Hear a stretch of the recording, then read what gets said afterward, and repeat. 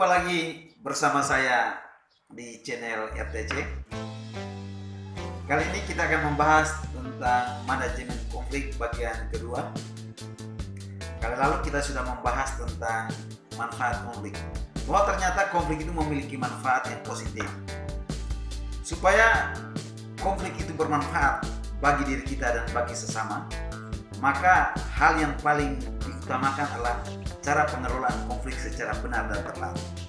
Oleh karena itu, jangan pernah takut dengan konflik.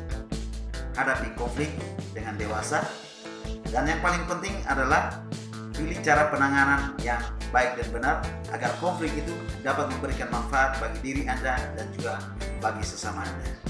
Nah, kali ini kita akan membahas tentang cara penanganan konflik agar dapat bermanfaat bagi diri kita dan sesama. Ada dua cara penanganan konflik, yaitu penanganan konflik konfrontasi dan penanganan konflik korporasi. Nah, sering dalam keseharian kita menemukan dua cara inilah yang sering ditempuh dalam menyelesaikan sebuah persoalan.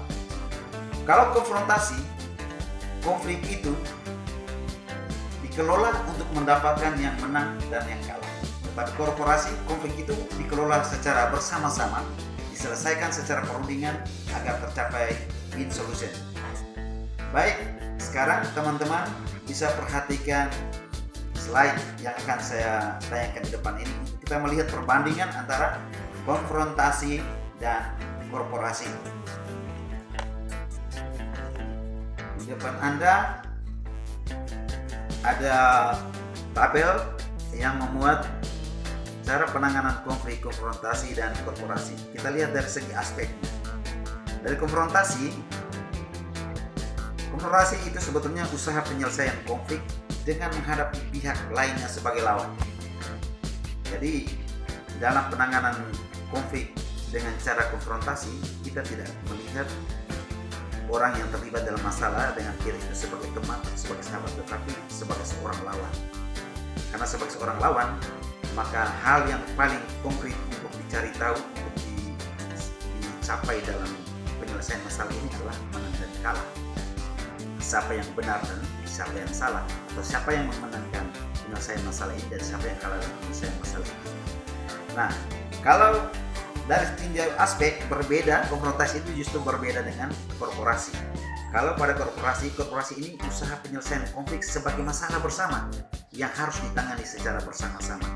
Jadi dalam penanganan masalah korporasi, dengan penanganan masalah dengan cara korporasi, bahwa penyelesaian konflik itu tidak dilihat untuk mencari tahu siapa yang benar dan siapa yang salah, dan siapa yang menang dan siapa yang kalah, tetapi berupaya sedemikian mungkin agar konflik itu dilihat sebagai masalah yang bersama yang patut diatasi secara bersama-sama. Nah, kita lihat dari aspek asumsinya.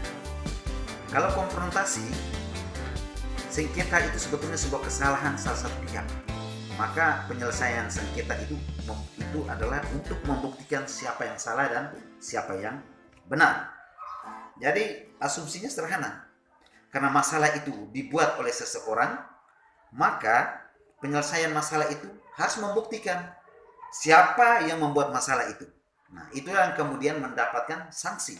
Ujung-ujungnya harus mendapatkan sanksi. Nah, kemudian penyelesaian sengketa ini juga dari pandangan konfrontasi, dari perspektif konfrontasi ini membagi suatu jumlah yang tetap. Jika salah satu pihak mendapat lebih, maka pihak lainnya akan mendapat kurang. Jadi penyelesaian sengketanya tidak ada yang porsinya sama. Dalam penyelesaian konfrontasi tidak ada yang sama-sama menang dan sama-sama kalah. Harus ada yang memenangkan dan harus ada yang siap untuk kalah. Jadi yang benar itu jadi pemenangnya, yang salah itu yang kemudian jadi kalah.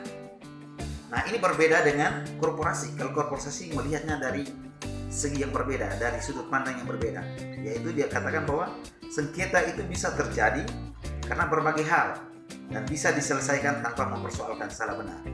Artinya begini teman-teman, sebuah kesalahan yang dilakukan oleh seseorang itu tidak otomatis bahwa kesalahan itu oleh karena tindakannya, melainkan juga ada faktor-faktor eksternal yang mempengaruhi tindakannya sehingga terjadi sebuah masalah. Jadi masalah itu murni bukan karena tindakan seseorang itu, tetapi juga faktor-faktor eksternal yang mempengaruhi perilakunya sehingga dia bisa membuat kesalahan.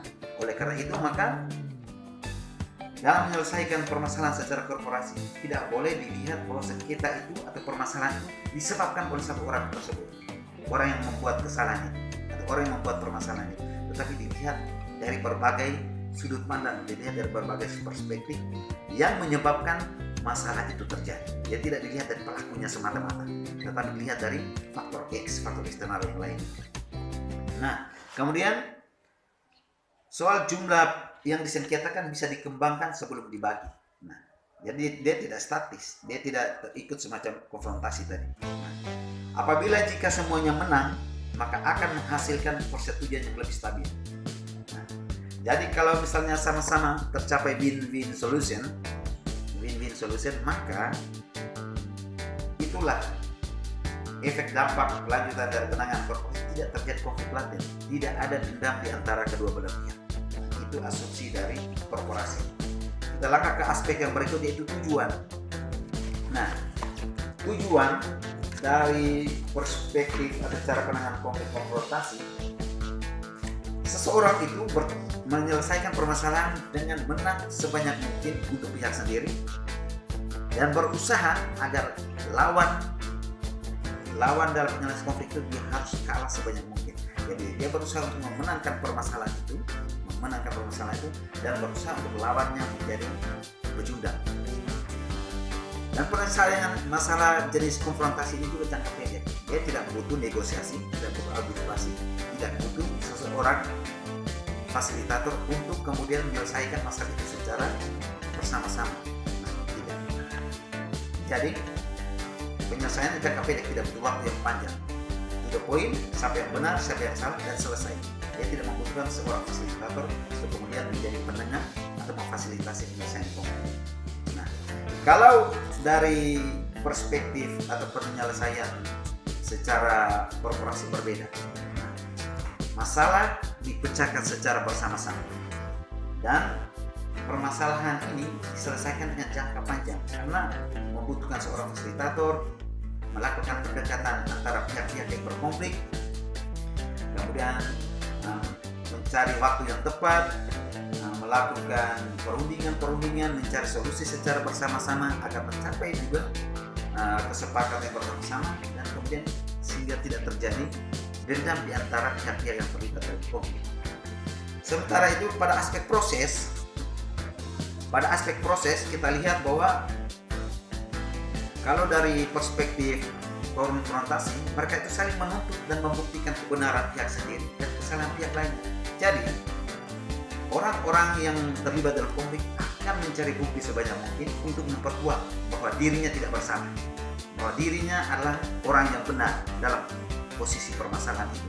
Kemudian dia juga akan berupaya mencari bukti sebanyak mungkin untuk membuktikan argumentasinya bahwa orang yang berhadapan dengan dia yang terlibat dalam konflik itu bersalah. Jadi kumpulkan bukti sebanyak mungkin untuk membuktikan dirinya itu benar dan kumpulkan bukti sebanyak mungkin untuk membuktikan bahwa lawan bicaranya atau orang yang terlibat konflik dengannya itu bersalah. Nah, hal ini berbeda dari penanganan konflik secara korporasi. Nah, justru dari aspek proses dari penyelesaian masalah secara korporasi ini, pemecahan masalahnya bersama-sama dan melalui perundingan. Tidak ada bukti yang dikumpulkan untuk membuktikan mana yang benar dan mana yang salah, tapi sama-sama menggali akar masalahnya apa, penyebabnya apa, dampak lanjutannya apa, dan kita cari solusi bersamanya apa supaya saling menguntungkan satu sama lain. Nah, pada aspek hasil akhir, tujuan yang akan dicapai pada hasil akhirnya adalah kalah dan menang jika itu masalah diselesaikan secara konfrontasi. Maka yang dicari adalah kalah dan menang, siapa yang kalah dan siapa yang menang, atau kompromi dan cenderung lebih menguntungkan salah satu pihak. Jadi untuk win-win solution itu tidak dicapai dalam penanganan konflik secara konfrontasi. Namun kemudian walaupun ada yang kalah dan ada yang menang dan ada yang terbukti benar dan ada yang terbukti bersalah, namun dampak lanjutannya adalah bahwa hubungan antara pihak-pihak yang terlibat dalam konflik itu akan memburuk karena akan terjadi muncul sebuah konflik laten, konflik yang tersembunyi dan akan berkembang dari waktu ke waktu semacam api dalam sekam. Dan suatu saat, suatu waktu tertentu maka dia akan meletus pada saat semacam bom waktu. Jadi walaupun masalah itu diselesaikan, namun perlu diketahui bahwa ada orang yang menang dan ada orang yang kalah. Ada orang yang dibuktikan benar dan ada orang yang dibuktikan bersalah. Maka kemudian itu akan memberikan dampak dendam yang akan kemudian meletus pada waktu-waktu tertentu semacam sebuah waktu. Nah, hal ini berbeda.